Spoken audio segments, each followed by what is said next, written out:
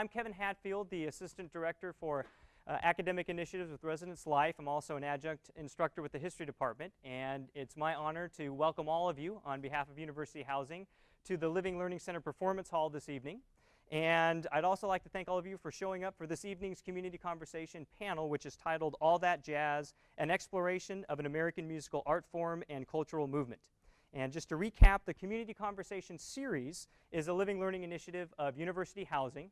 And I wish to acknowledge the hard work that the student staff and the professional staff put into our academic programs in residence life and finding ways to engage our residential students with faculty and artists and musicians outside the classroom. And so that's kind of our goal with the Community Conversation Series. It's specifically co-produced by two student academic groups in the residence halls, the Hamilton Think Tank and the Walton Advisory Board.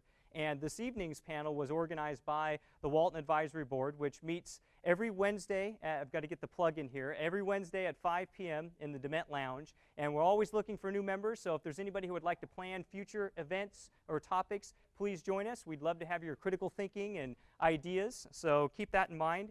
There are also some comment cards, and I should mention that we have a very delectable array of cakes from Sweet Life, as well as some other refreshments from Market of Choice. So please partake in that this evening. You'll notice that there are some comment cards, and we'd love to have your feedback on tonight's panel, but also if you have suggestions for future topics that you'd like to explore, make sure to fill that out. We'd really be appreciative for your feedback. We also have a bibliography that I wanted to mention that was put together by our library partner, Leslie Bennett, who is with us this evening. In consultation with the panelists, she's put together kind of an annotated bibliography and a discography, and we have hard copies of that if anybody's interested in further reading on the topic. It's also available electronically on our Community Conversations website. And I also have to mention that Leslie and her staff are working very diligently on installing two exhibits in the Living Learning Center near the area desk. One is looking at historic sheet music and women composers in Oregon. The other is looking at music and censorship. And so it's going to be a very interesting interpretation of some wonderful archival and manuscript materials from the library. So it'll be installed here in a couple weeks or so, a week and a half. So make sure to visit that. It's going to be a very interesting display. I also want to acknowledge our co-sponsors, the Robert D. Clark Honors College, the Humanities Center, and Undergraduate Studies. They've been collaborating with Housing for the past 5 years to make these series possible, so we're very thankful for their support. And without further ado, I want to introduce our esteemed panel of musicians this evening. Ben Rice and his band are going to begin the performances tonight.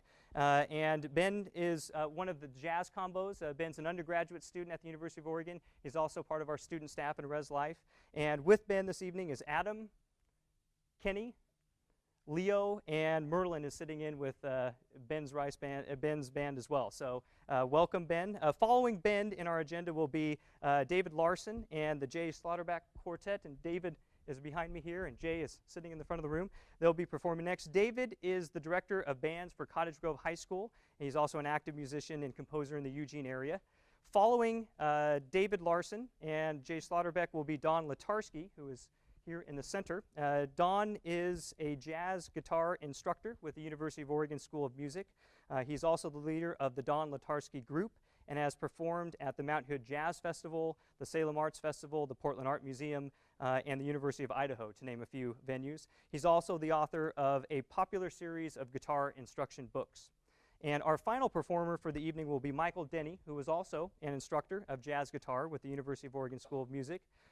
Denny's research interests include Mississippi blues performance practice, traditional New Orleans jazz, and traditional folk music of Appalachia. And that is it for the presentation piece. I'm going to turn it over to Ben, and we'll go from there. So thank you.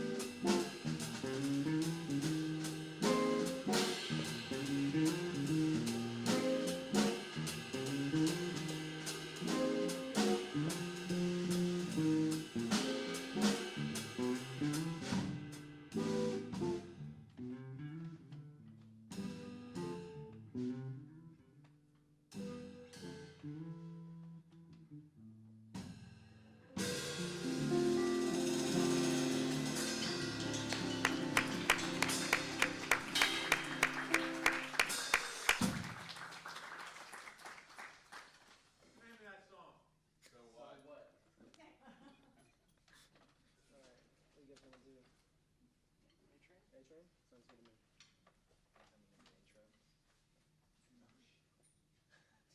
Okay, no intro? Okay. Straight into it.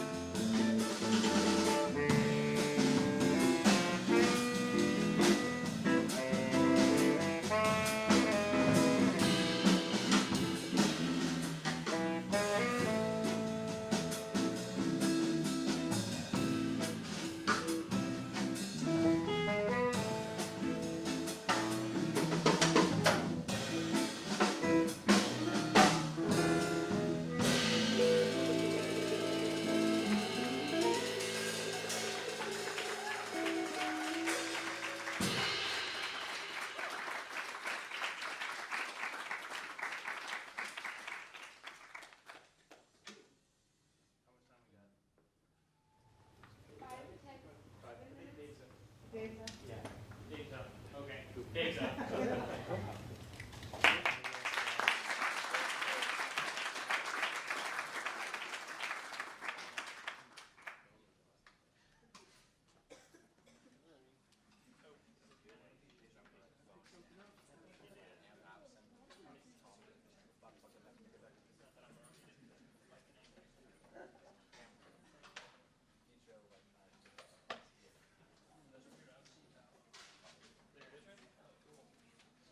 That's all right. Saxophones are kleptos. You should know that by now. Okay.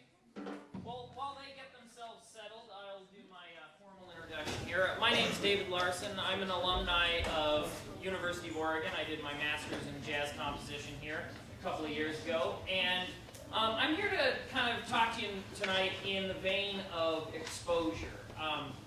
Because a lot of people, when they think about jazz, they think about, you know, maybe swing, or maybe they think about modal jazz, or maybe they think about some sort of aleatory thing that they heard once. And so I'm here today to kind of just give you an overview of some of the different facets that are involved in playing jazz. It's a very large art form encompassing a lot of really unique styles, a lot of unique genres. And by no means am I covering everything, but I just thought this would be a nice taste of all the things that are available to you. So,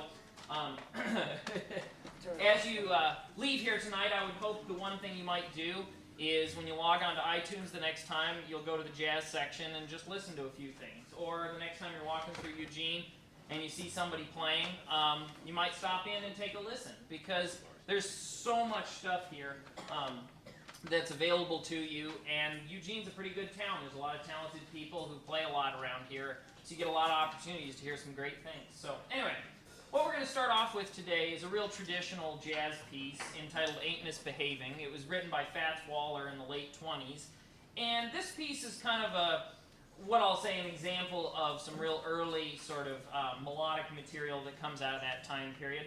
And we're going to play it in a real kind of traditional fashion, where we're going to play the melody, and then we'll have a soloist who's going to play around with the melody a little bit, and then we'll come back and play through the melody again. And we call this, in the jazz world, we call it playing a head chart, because we're using this standardized, as you saw up there from the last group, as we call a head, which is just the melody of the tune, and we're going to play through it and use it as a basis for our improvisation. And if you listen real carefully to the soloist, who's going to be Jay this time around, you'll hear the melody kind of creeping through his solo, even though he's improvising the whole time. So, what are you going to do for an intro on this? I'll just start right on it. There you go. Y'all ready? Yeah. Okay, here we go. 1, 2, 1, 2, 3, and...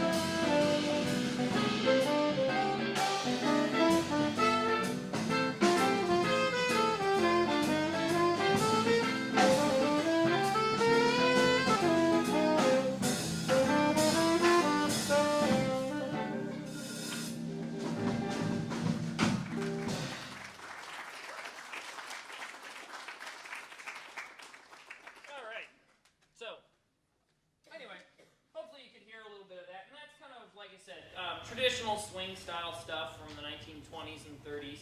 And next we're going to move forward just a little bit, kind of chronologically as well as complexity. And we're going to play a, this is what we call a jazz standard. And the reason we call it a jazz standard is because a long time ago, way before my time, people realized there was a literature base of music that jazz musicians played that was standard. You know, everybody knew this tune, that tune, and that tune. And so there came this kind of group of tunes by a select number of composers, mostly who were writing for Broadway musicals, who kind of got glommed into this genre entitled jazz standards. And this got picked up by some of the musicians that came a little bit after what we just heard, who started using a little bit more complexity in their solos and started really spontaneously composing rather than playing around with the melody. And so when you listen to this one, in contrast, where it's still in a swing style, you're going to hear in the improvising, it's going to sound a lot more like a whole new thing that you haven't heard before. And so you can just kind of listen and compare the two and sort of make your own judgment call on which one you like better. So this one's entitled Crazy Rhythm. Yeah, 2/4. Yep, so of course in A4 is you.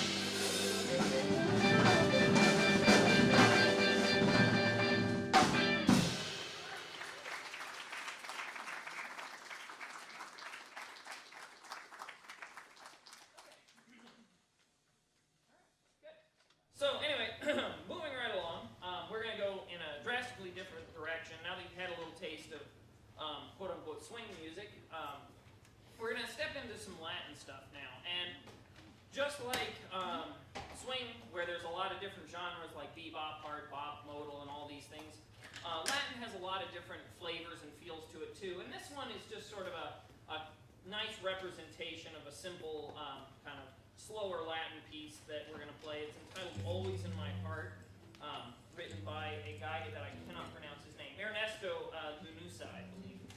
I'll say that and be wrong.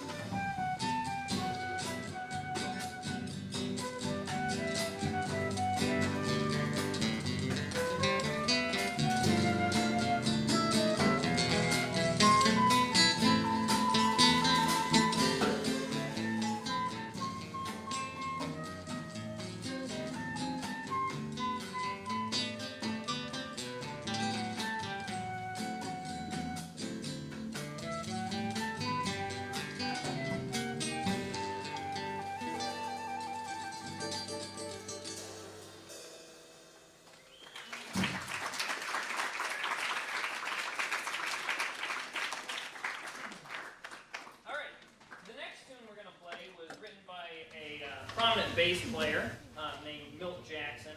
And this is a standard 12-bar blues that many of you might be familiar with if you ever took jazz band in high school or anything else like that.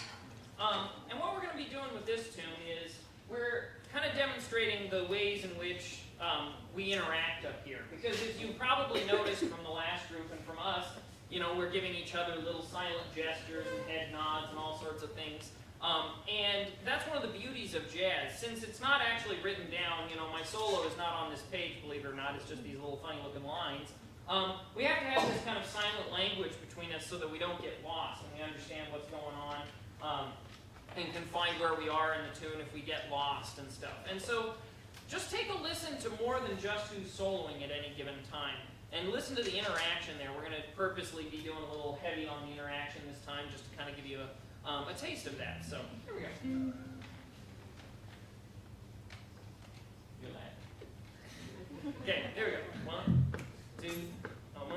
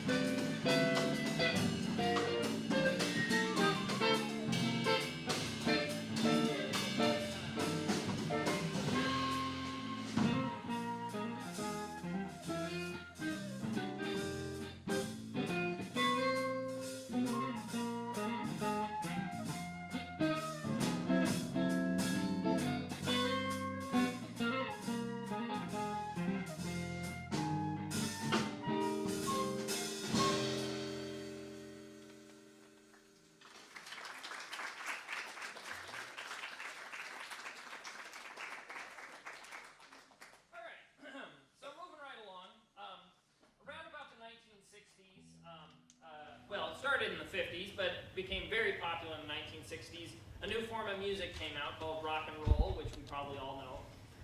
But what happened was some of the jazz musicians of the time decided that, hey, we want to start kind of tapping into the stuff that they're doing and utilizing it for our own uses. And kind of a new genre was born out of that called fusion. And so the next couple of tunes we're going to play come out of that genre. And so you'll hear the same kinds of interaction between the group. You'll hear improvisation. You'll hear the head chart being played again. But this time you're going to have a different feel. And when it came to fusion, they just started grabbing out at a lot of these different sort of anything but swing they could get their hands on. And sometimes they would combine them together, sometimes they would use them separately. And so this one here has a little bit of funk, a little bit of soul, a little bit of calypso, and a couple other things, I'm sure. Maybe a cup of coffee, I don't know. All right, so here we go. Coming home, baby.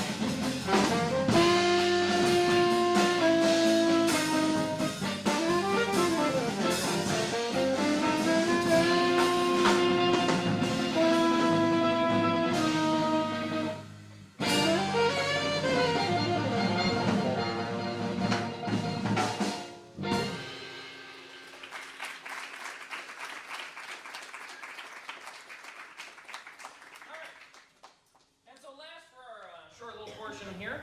We're going to play another fusion tune that we enjoy playing a lot, and this one is kind of a mixture of a lot of other things, because that previous tune was written in the 1960s, utilizing a lot of these different styles, but this one is, again, another standard that was written in the 1930s.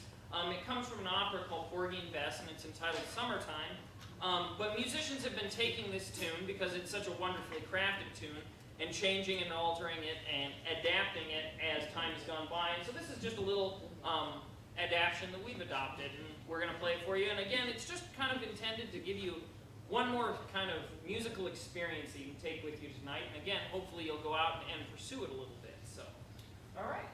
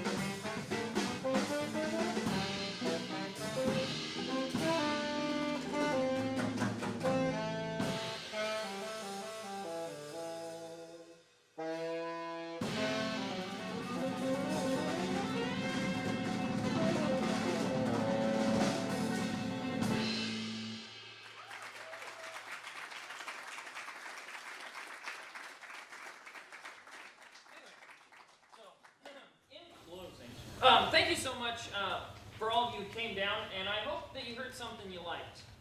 Because it's not a requirement by law to like all of it, but I certainly hope that maybe you heard something that you thought, maybe there's a CD out there or a live band I'd like to hear, because music depends on listeners, and if people listen, it continues, and if people don't listen, it kind of pitters away.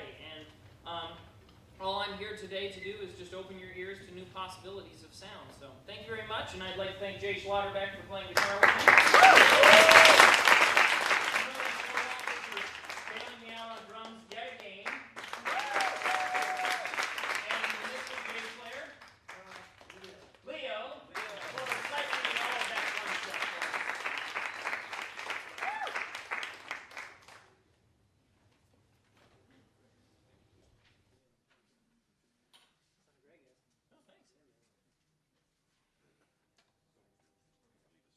Yeah, I'm leaving put. I think Don's gonna Pipe in. No, have a seat. I want you to. No, they're just for recording. Oh, There you go, Dan. Thank you very I much. guess I'll sit up here and look official. Yeah, you can sit up here and pipe up if you want to. Did you bring a strap, Doug? No, I didn't bring a strap. You can take this though. Sit on this. Hi, my name's Don Latarski, and I'm one of the jazz guitar instructors over at the School of Music, along with my colleague here, Mike Denny. And I first want to thank Lou and Kevin for asking us to come over and be part of this. I know it's difficult, given the age group that you're in, to actually see any kind of jazz or to experience it. When I was in college here some years back, Mike and I were just reminiscing about this. They had a jazz gig every week in the EMU Fishbowl. And also there was a lot of jazz programming in the EMU ballroom. I saw a tremendous number of, top flight jazz performers in there, none of which gets booked anymore, unfortunately. I'm not really sure why, but so it just, I'm quite aware that you don't get exposed to much in the style of jazz, or if you do get exposed to it, perhaps your reaction to it is not very positive. because it might be something that a style of music that you equate with like your grandfather or something, you know. And there is jazz that's really old, as Dave and the group demonstrated, and it sounds old to our ears, right? Because we're used to hearing sounds now that most of which are quite twisted and manipulated quite a bit. I'm not going to speak a long time, but I'll play a little bit for you as well. But I want to tell you briefly what got me excited about jazz in the beginning, because I didn't start out liking jazz. I started out liking blues and rock and roll and rhythm and blues and that kind of stuff. I grew up near Detroit, Michigan. And so I was exposed to a lot of different styles on the radio back then. Motown was huge, of course, in Detroit when I was a kid. So I heard a lot of that, and there's a lot of blues influence in that music. And I got interested in blues actually in the early 60s and listened to a lot of it, and I know Mike did too, so his background is somewhat similar in that respect. So different people come to jazz in different ways. What got me interested in jazz was when I moved out here to go to college back in the 70s.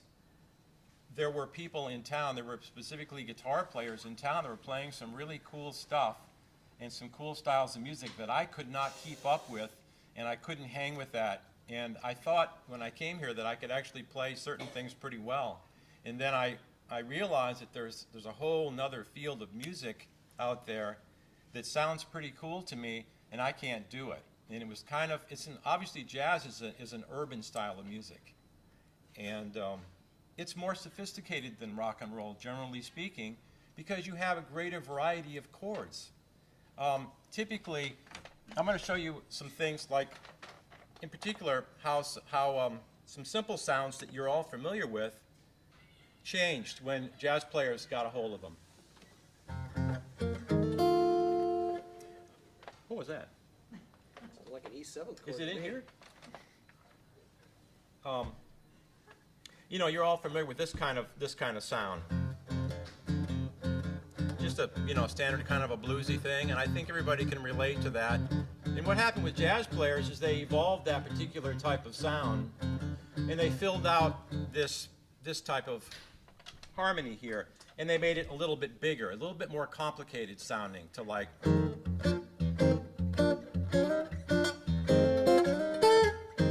But basically it's the same thing. And then they even filled it out more like this.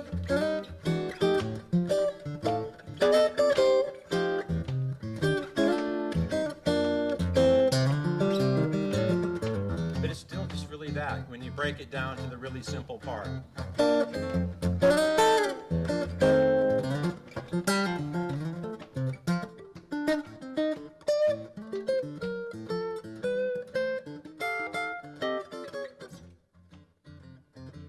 Basically, all I'm playing, by the way, there is one chord. In my mind, anyway. Maybe not in your mind. That's all one chord.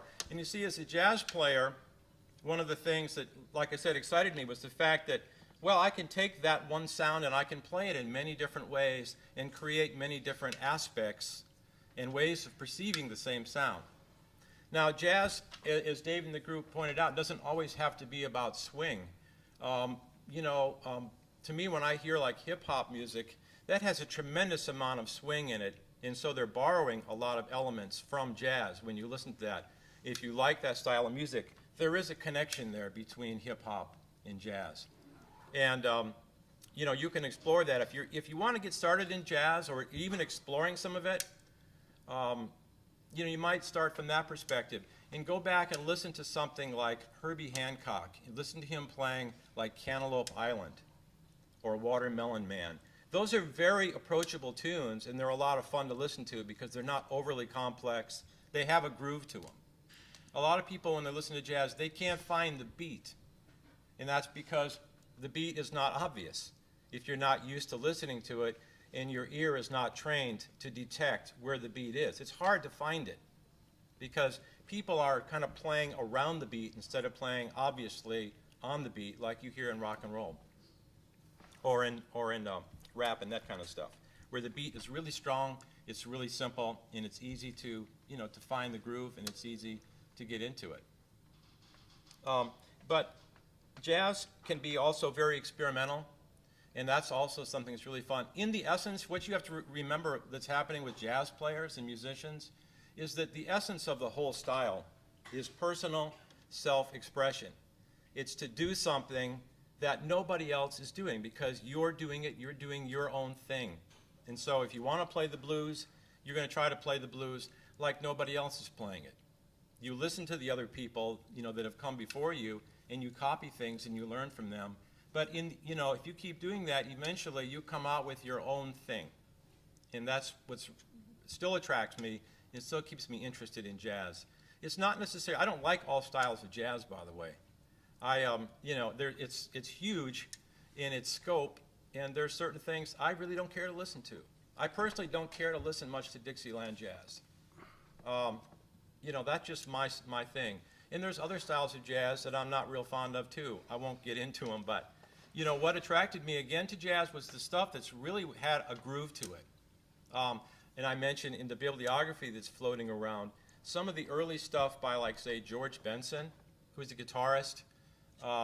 Many people know George Benson as like sort of this pop jazz person, but when he first started out as really a pretty young man, he was playing some amazingly groove-oriented stuff and playing it on a virtuosic level. Very easy to listen to and really fun to hear. And so some of that is listed on the bibliography. He was on a record label called CTI back in the late 60s, early 70s. And that stuff is really cool. And it had a really strong groove to it, like...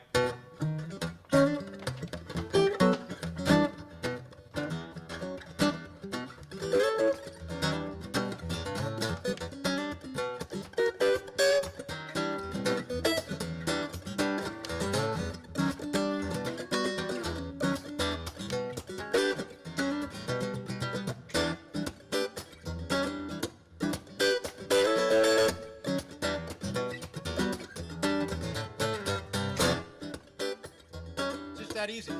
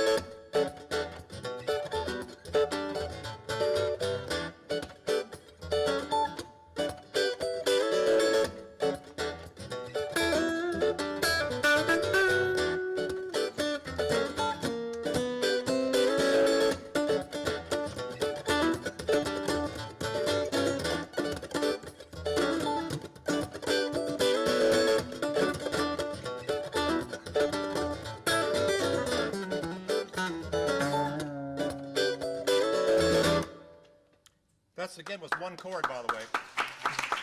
Thank you. So that, by the way, in jazz is called a vamp, V-A-M-P, where nothing's really happening, I mean, harmonically. I never changed chords, again, in my mind.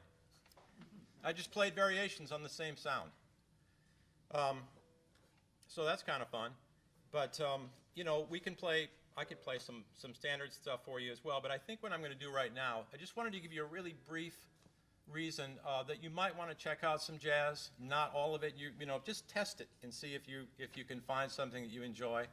And instead of like prejudging and saying, well, that's jazz, I know I don't like jazz. I am not going to listen to that. Okay? So I'm going to turn it over to my colleague Mike. I'm going to hand him the instrument and jump in here, man, and hit this button. Right down here, man. No. This is the volume in case you want to turn it up or down, that little wheelie dealy. You want to sit over there? Yeah. Sit here. I turned the volume down. Oh, thanks.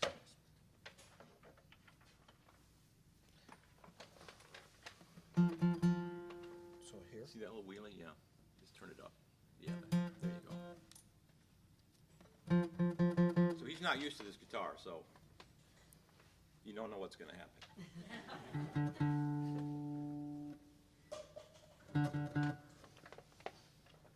It's a real honor to be here tonight. Thank you very much.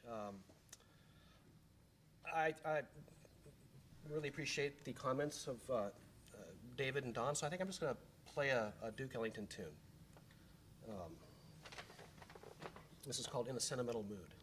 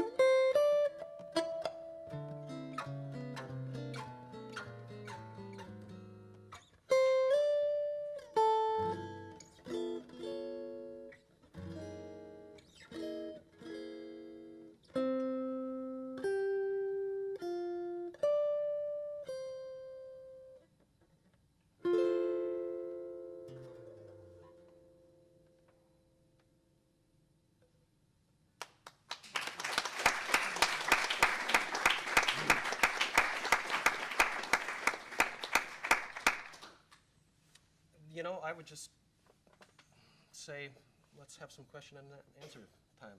So you've heard a lot from us, maybe not a lot from me, but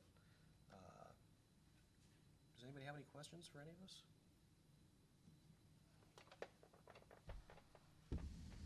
Ah, brave man in the back. What was the recording that got you interested in playing jazz? Me personally? We probably all three can answer this. Mine was John Coltrane's album Blue Train. I bought that album when I was in high school because I came from a particularly unmusical family. The closest I can come is my grandfather sang in a church choir. And I bought that album, and for some reason, I couldn't put it down. I absolutely just was astounded by it, and I was a saxophone player since I was in middle school, but just something about it just drove me to wanting to know what in the world was going on here. I just loved it so much, and I burned a hole in that disc and ruined it, and I had to buy another one, so. Okay. My biggest influence, I would say, out of the first handful of records I ever bought was a record called Midnight Blue by Kenny Burrell. It was recorded in 1963. It's a quartet, guitar, stand-up bass, drums, and tenor saxophone. And it it did a real nice job of marrying jazz with Latin and with pretty significant blues, and that really got me going, I would say. I don't know if I can narrow it down to one record, but when I was like about 13, I was taking music lessons from the time I was 10 to 14, and I was at this music studio, and there were some, I was in a little combo there, and the guy was running the combo, the director of the combo said, well, you have to buy some Howard Roberts records and listen to him. Mm-hmm.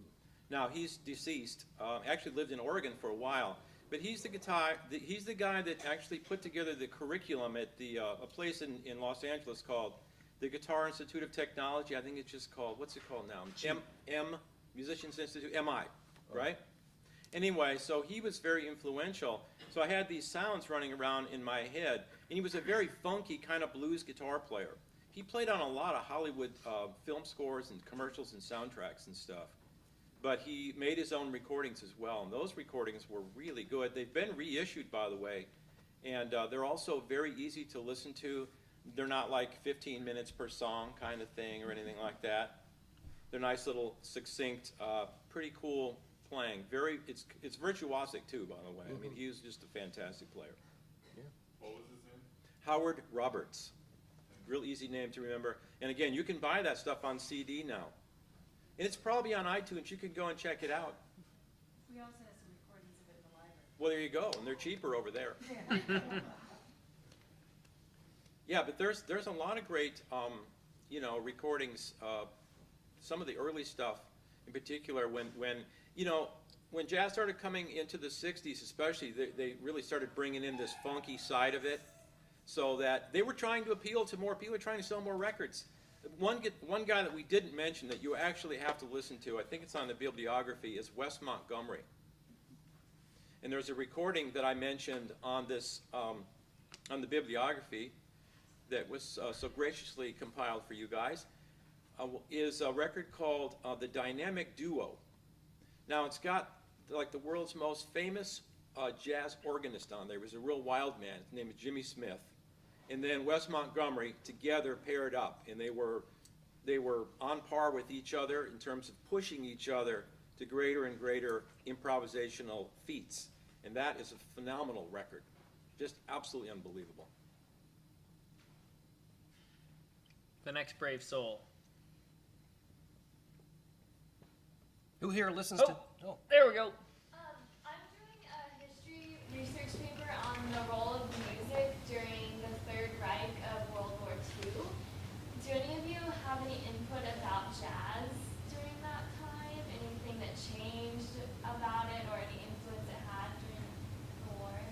My quick anecdote would be, in Germany, it was outlawed.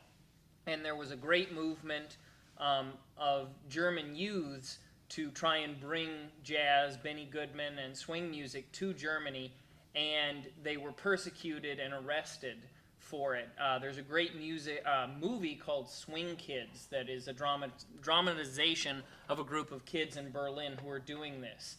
And it was a real hot button issue because the Third Reich opposed it greatly because it was un-Aryan or whatever you want to call it, but it was actually a real big thing. I don't know if anybody else has an anecdote, but that's mine. It does make people smoke dope. So I can understand why they'd be arrested. If you want to know about that, rent the movie Reefer Madness, a propaganda film trying to convince youths not to listen to jazz. Ben, you had a question? Yeah, this is kind of goes with that first question. I'm just wondering, what's in your guys' CD player? If you have CD players, or like, what's your most? You know, actually, what I listen to the most is the radio. It's free. You know, really, and Which station? The KLCC has got wonderful jazz programming At night. at night. Yeah. But we're musicians, so we don't wake up before 2 in the afternoon, so. So that's really it. I just try and listen to everything that I can that's on the airwaves, really.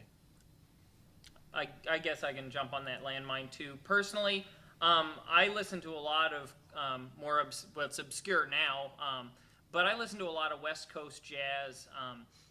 Dave Pell, Bill Holman, Bob Florence, a lot of these guys, Jack Montrose, who have really fallen out of favor with what I'll call the academic crowd, for lack of a better term.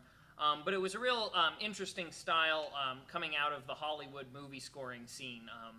And it was a kind of an interesting subset that had a lot to do with composition. And as I mentioned before, since I was a composition person, I love hearing all of the different counterpoint ideas they'd put together. And there's a lot of great quintets, nonettes, big bands and stuff that came out of that school that do things that I think if you listen to them now, you'd probably say, man, that's really unique. Because it really did fall out of favor pretty dramatically. So, I'd just like to add one thing. What I would, tend to kind of go out of my way and check out are my friends' CDs. A number of my friends make CDs. Don's one of them, and I'll collect those and play those for sure.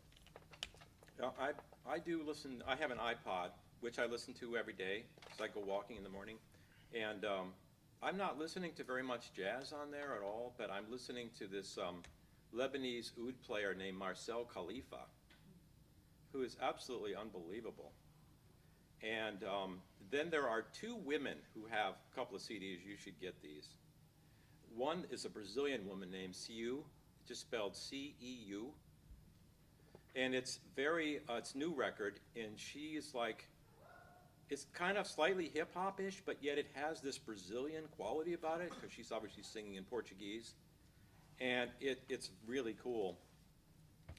There's another record, called Balance. Oh gosh, where's this woman from? Cape Verde Island is where she's from. Now I can't remember her name. Oh well, it'll come back to me. Anybody can email me, by the way, and I'll tell you who this is. This record also is great. And I've been listening to quite a bit of African music as well, but more like modern African music. And I get inspired by things that are rhythmically layered, and that interests me a lot, which is basically what funk is, by the way. It's just this layering of rhythms. Of course, the Africans is where that stuff came from, so I like to listen to that. Well, there's that KLCC program, Tropical Beat. Yeah. Plays a lot of Afro pop and things like that. Friday night, right? Yeah. 8 o'clock, I think? Yeah, and it's right after, I think, my favorite program on KLCC, Straight Street. Gospel and Rhythm and Blues. What a great program. Yeah. The KLCC used to have a lot more jazz. That's actually how I learned to develop my ear for it, for the rhythms and stuff, because they would play it all day. And so you could just hear it. But now, like I said, their program has changed a lot over the years. The best radio, if you want to hear jazz and stuff, generally starts about 8 o'clock, or on Thursday night there's a good one, Ethel Weltman. Yeah, Wednesday and Thursday. Wednesday is Carl Whiteek's program, which is always good. And that goes from 8 to 10. And then from 10 to 11 or 1 is Gazzara's program, David Gazzara. That's a very good program as well. So you can hear all kinds of stuff on those programs. And by the way, that stuff is streaming too, so you can just listen to it on your computer as well. There's also one on Sunday night. Yeah, Jeffrey Ogburn. Right, that goes until That's 8 like, when the Spanish programming starts. Yeah. Yep, they're in the back. With so many of the tunes that you guys use to improvise on, at least those are doing traditional jazz, how do you get the sense, because these originally had words with it, how do you get the sense of how to phrase it so it still sounds like you're part of the original tune? Or is that important? I think it's important. Wow, since these tunes that you refer to have been done in so many ways by so many people, I just think it's a good idea to listen to as many versions as I can. I tend to favor, even though I didn't quite do it here on the solo guitar piece, but I tend, if I have a rhythm section, I tend to phrase as much like a vocalist as I can. How somebody would actually enunciate or phrase the words. Who are the singers you guys would listen to, Jackson? Do you listen Yeah, I'm a huge Billie Holiday fan, quite frankly. Sarah Vaughan. There's some new singers out too. Karen Ollison's really good. Can you think Of course, Ella Fitzgerald. Yeah. I mean, that's about as good Well, as it there's gets. Jon Hendricks and. When did you become a woman? Oh, Okay. I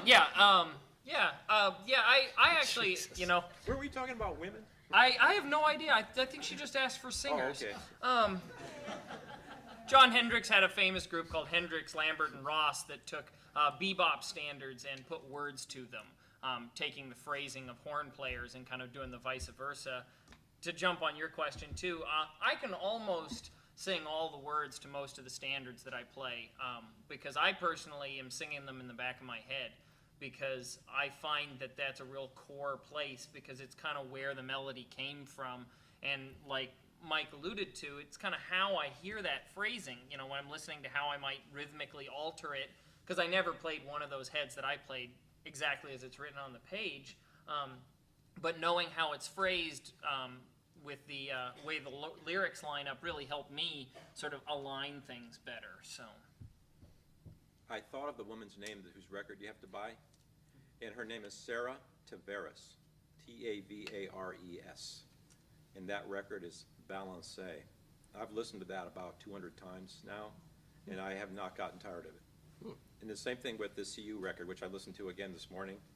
I feel kind of guilty listening to the same record all the time, but there's so much depth to these records. They're really done so well, and they sing so well.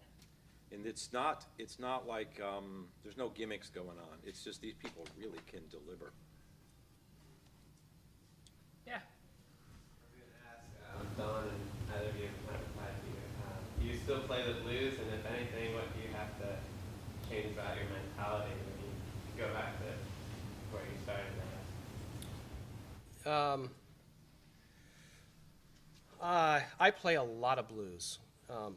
Not in a traditional blues band context. It'll be within the context of my jazz group. And you know, when I lived in New York, I didn't play as much blues because that's almost more of a kind of a modern jazz town. But when I moved back to Eugene about 15 years ago, I realized how big of a blues town Eugene is, and so I just naturally started incorporating that more in my set. I love it. You know, it's never very far away from anything I play. Yeah, I still play a lot of blues too, but it's evolved over the years. The more I learned about jazz, the more my blues style did change from more of that rock sound to more of what I would call, you know, when a blues is, you know, going through time, the chord progression. What I do now is I play tones that are more related to the chords, you know, each chord. Whereas before I learned how to do that, I was just playing like one scale over all of it, and that's the way you hear most like rock sort of sounding blues, where they just use like one scale over all of it. But jazz players tend to play, well, there's a word for that. They call it vertical playing. When you have a chord going on at any given moment, you play notes that fit with that chord. So when the chord changes, you play notes that fit with that chord. But I still enjoy playing it a lot. Yeah. Yeah. I was never much of a blues player because I got into jazz far too early and was ruined of such things, I guess I'll say. But the way I always like to look at it when I jump around between styles is I just like to sound like me. I mean, I hope not to have to change who I am just to play a different style again. You know, that's kind of my goal, and I don't know how those guys feel about it, but I really try and make sure that when I improvise it, you know, it sort of always sounds like the way I would improvise. So. And actually, blues forms the basis of most jazz, I think. So it's really hard to get away from that in jazz. If you don't incorporate some good blues type sounds in your jazz, to me, I don't know. It sounds a little too intellectual, and I know that's one aspect of jazz that a lot of people get turned off by. They think it's extremely intellectual music. And so, you know, it helps. That's what I was hoping that we would do tonight, is just to give you some insight into it and kind of humanize it a little bit. Because for us, of course, it's a comfortable language. We've been doing it a long time. But to your ears, it's probably somewhat harsh and maybe uncomfortable. But you have to, you know, you have to give it a chance for a while, and then you start to get into it. And you know, really, one of the best ways to get into it is to go out and experience it live. Yeah. It's just fun, you know. Yeah, I can't think of a better thing than going out and hearing just a great white-hot jazz group. I mean, just fantastic stuff. Well, any of you, or all of you could answer this. When are you playing next? I play every Tuesday night at the Village Green Lounge, open to minors from 7 to 8, so you can come down and eat some dinner. Unfortunately, it's in Cottage Grove, but it's worth the trek down there. We do a lot of different stuff, jazz, funk, blues, any happy birthday if it's that day, you know. I've got a steady every first Saturday of the month gig at this club downtown called the Axe Billy Grill. It's on the 3rd floor of the Downtown Athletic Club. Unfortunately, is a 21 and over venue, but I play around enough so that if you just looked at the ticket section of the Register Guard or the Eugene Weekly, you'd probably see me playing somewhere. Yeah. That is a difficult thing, you know, to pull off. That is to have jazz for under 21-year-old people, because the reason why is because there's no market for it. Otherwise, there'd be some clubs somewhere in town having that music. And so, you know, there's this real separation there between younger people in general and in appreciating jazz enough that some club person would have it. Well, anyway, I played last Sunday at Joe Federico's. You missed it. But it was... I didn't know. Yeah, well, that's okay. But I do have gigs coming up, but actually they're private gigs. They're ones that actually pay real money. And so you can't go and see them because they're private. And that's where actually we make more money, of course, playing, you know, for private things like you know, stuff for university, corporate things, whatnot, that are generally private than you do at clubs. Clubs, you can't make any money in playing in a club, turns out. Yeah. Doesn't the jazz group still have, the jazz program still have the Friday night jazz? Yeah, the club? cafe. Yeah, Cafe? let me What talk are they? about that. Yeah. They have a call. Well, for one thing, Joe Federico's now is all ages until 10 o'clock, which is Oh, yeah? really great, yeah. And here at the university, through our jazz studies program, we have 2 jazz combo concerts per term, and we call them the jazz cafes.